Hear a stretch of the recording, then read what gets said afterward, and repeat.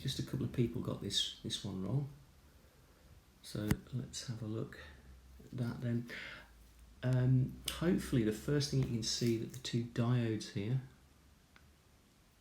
are connected the opposite way round, so only one of them can in fact conduct, and if you remember, conventional current flows from positive to negative, so it will in fact be that diode that conducts, whereas that one won't, because the current is trying to force its way through the wrong way, as it were. So in which case we can therefore ignore this part of the circuit like so and just concentrate on the one on the top. So if you want to know the current through the battery I is equal to V over R. Well, the total resistance in our circuit is the 20 ohm and the 40 ohm connected in series, which of course is 60. So we'll just put that in there, so that's equal to V over 60. And he does say approximately, but it's a good bit of revision. Understand that when the diode is conducting, there's a voltage drop of around about 0.6 volts across it. So if there's 0.6 across the diode, the remaining 11.4 of the original 12 must go across our resistors. So we've got 11.4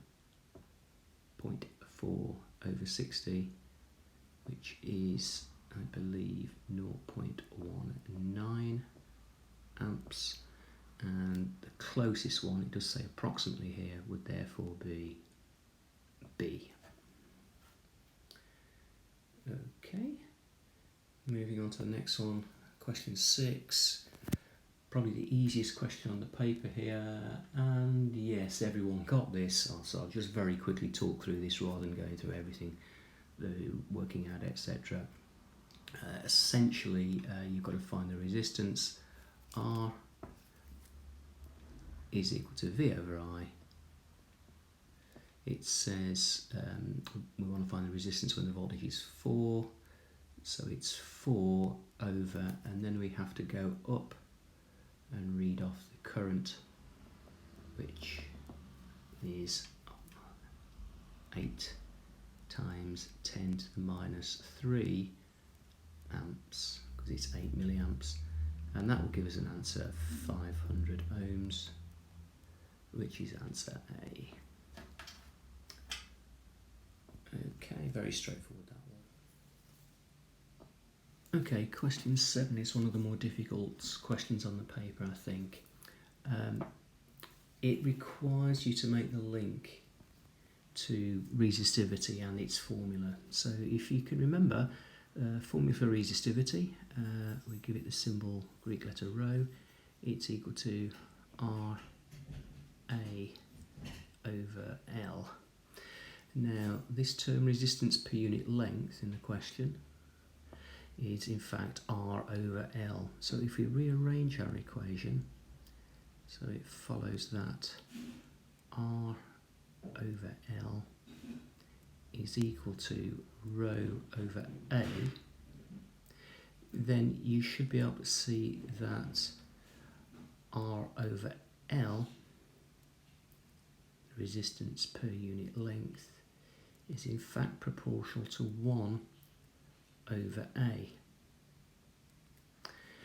But of course our graph is related to the diameter and not the cross-sectional area, so we can therefore say that it's proportional to 1 over d squared, because of course cross-sectional area is pi d squared over 4.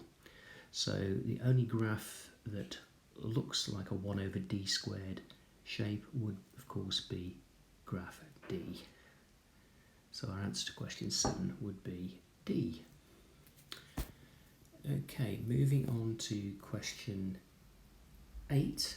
Again, it's sort of 50-50 as to how many people got this right.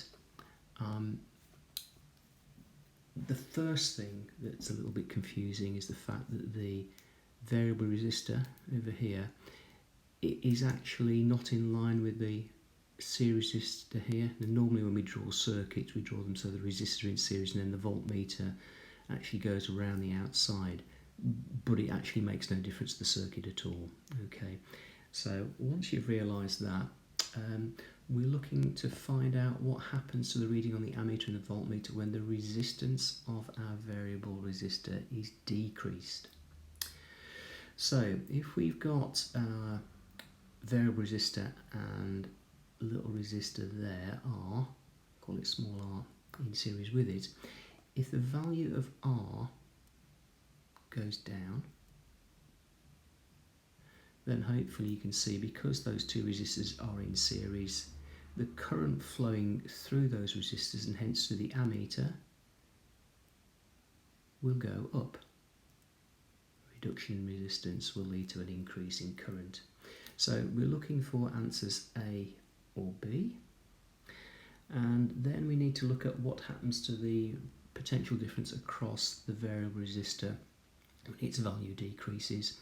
Well, once again we've got a decrease in the value of R, which means as the charges pass through the resistor they lose less energy, so the potential difference across that resistor will decrease. So there's only one answer there, and that is answer B. Question 8, B.